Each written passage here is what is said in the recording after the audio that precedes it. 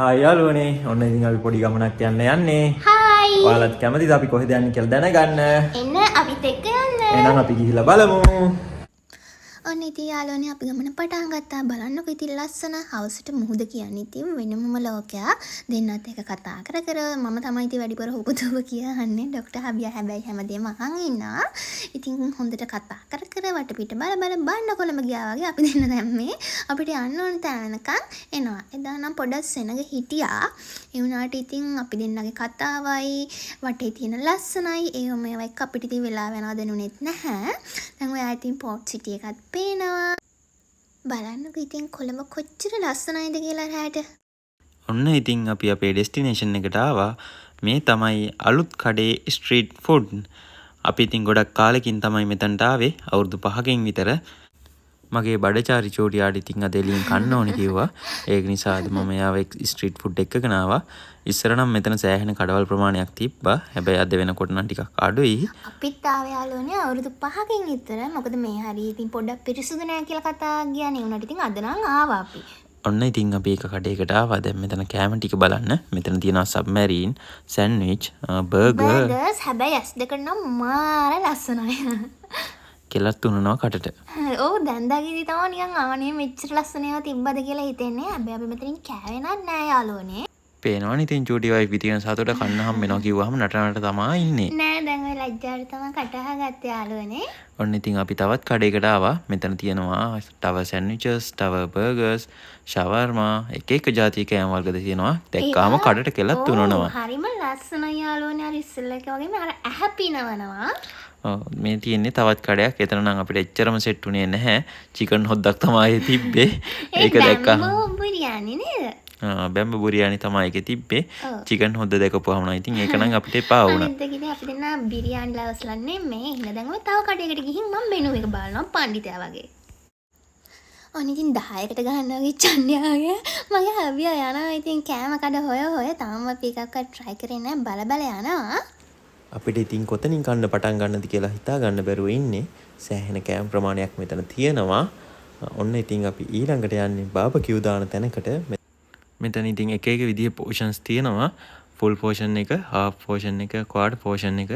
ඊට අමතරව මෙයාලා ළඟ කෙහෙල් කොලකින් ඔතපු චිලි පරාටා එකක් තියෙනවා.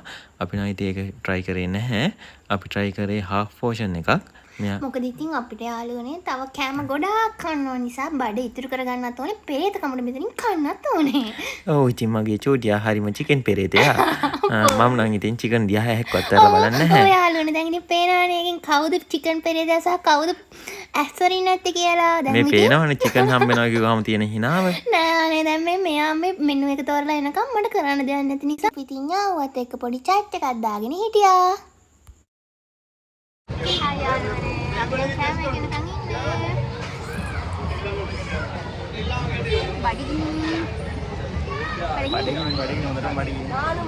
අද මට හබියා කැමරා දෙනවා ඕන තරම. චූටි වයිෆ් අද කන්නවත් දෙන්න ආවේ. ආපු ගමන්ම චිකන් තමයි කන්න යන්නේ. අනිත් යාළුවනේ අපේ කෑම එක ආවා. ඒක නම් ඇත්තටම රහට තිබ්බා. අපි දෙන්න ඔක්කොම වගේ කෑවා. බඩ ජාරියෝ දෙන්නා වගේ අපි පළවෙනි කෑම එකනේ. ඇත්තටම රහයි ඒක මාර රීසනබල් ඒ ගානට. පිරිසිදුකම ගැන නම් කියන්න දන්නේ නැහැ. එළියෙන් බැලුවම නම් ඉතින් පිරිසිදුවට තිබ්බා.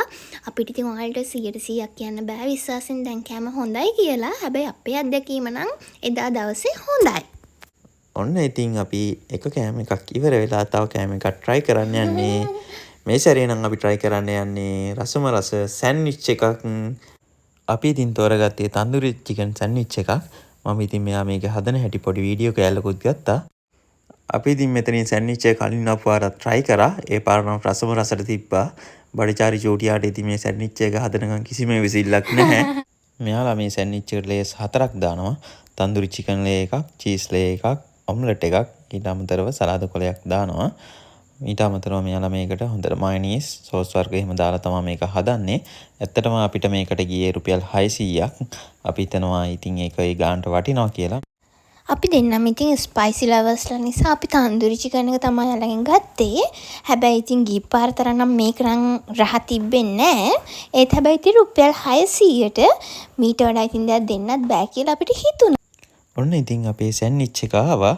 අපි දෙන ඉතින් පොඩි චියරයකුත් දාලා සැන්විච් එක කෑවා. දැන් නම් ඉතින් අපි දෙන්නගේ බඩ හොඳටම ෆුල්. එහෙම කියලා ඉතින් අතෑරියේ නෑ යාළුවනේ. සංග්‍රාමයේ ඉදිරියටම ගෙනිච්චා. ඔන්න ඉතින් තවත් කෑම සොයාගෙන යන ගමනක් මේක. අපි ඉතින් අන්තිමටම ආවේ ප්ලේන් ආප්ප කන්න. සහ ටී බොන්න. අපි දෙන්නම ටී ලවර්ස්ලා පිස්සු වගේ. ඉතින් ටී බොනවා අපි දෙන්න කොහේ හිටියා? ඒ වෙලාවේ ඉතින් පොඩි වැස්සකුත් සෙට් වුණා. ඉතින් වැස්සයි ආප්පයි පුංචි වයිෆ්ගේ කියවිලා කියන්නේ වෙනම වයිබ් එකක්. අහන් ඉන්න අයට ආසයිතයි. ඔන්න ඉතින් පරිචාරියෝ දෙන්නගේ vlog එක අදට ඉවරයි. අලුත් වීඩියෝ එකකින් හම්බෙමු. එතකන් සතුටින් පරිස්සමින් ඉන්න. ආදරේ.